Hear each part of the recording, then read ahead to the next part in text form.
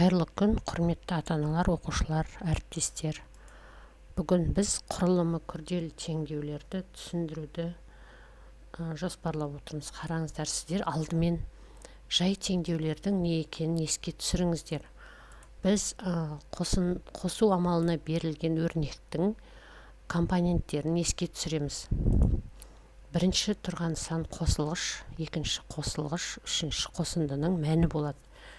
Енді бізде бірінші қосылғыш белгісіз болған жағдайда кез келген қосу амалына берілген өрнектің қандай да бір компоненті, қосылғыштардың біреуі белгісіз болған кезде біз қосындының мәнінен белгілі қосылғышты азайтып, белгісіз қосылғышты анықтаймыз. Ол үшін теңдеудің алгоритмін қолданамыз. Белгісіз қосылғыш табу үшін қосындының мәнінен белгілі қосылғышты азайтып, бірінші тұрған белгісіз қосылғышты анықтап алдық. X-тің мәні 5 болды. Енді тексеру сызығын сызып тексереміз. Белгісіз қосылғыштың мәні 5-ке тең болды. Біз 5-ке 8-ді қостық. Қосындының мәні 13. Теңдіктің сол жағындағы өрнектің мәні 13-ке тең, оң жағы да 13-ке тең. Теңдеу теңесті. Осылай біз барлық теңдеуді орындап шығамыз. Екінші жай теңдеуге назар аударамыз. Бірінші азайту амалына берілген өрнек. Әріпті өрнек бұл.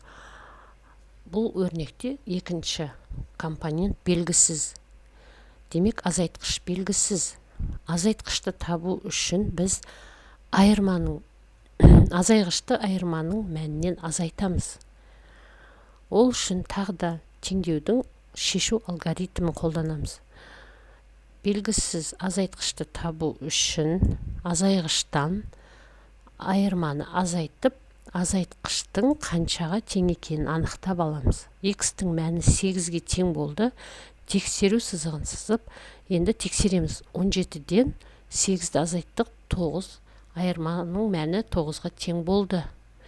Енді теңдіктің сол жағында, оң жағында теңесті.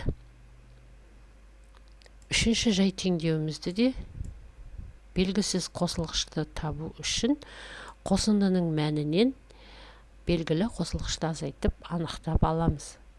Бұл жай теңдеулер. Көбейтумен берілген теңдеулерде де дәл осы алгоритм қолданылады. Келесі қадамда біз осы берілген жай теңдеулерді күрделі теңдеуге айналдырамыз.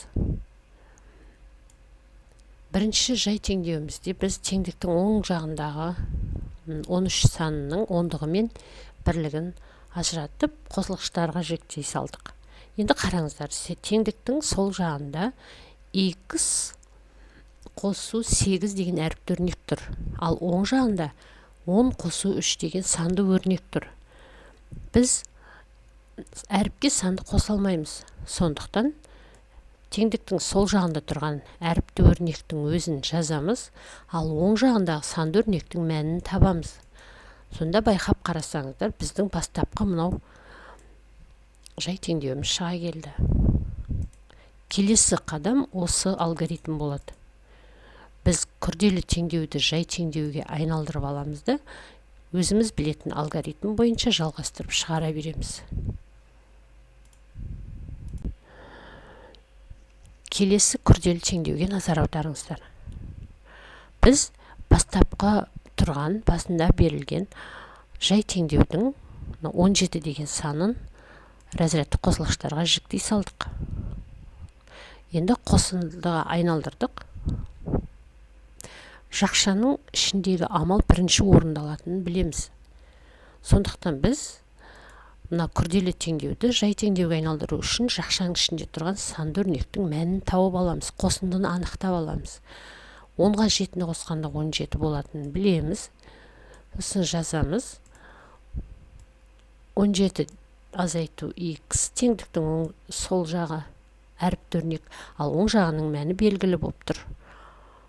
Біз әрғарай жай теңдеуге келдік. Әрғарай сол өзіміздің білетін жай теңдеуіміздің алгоритмін қолданып мына теңдеудің де мәнін теңестіре аламыз.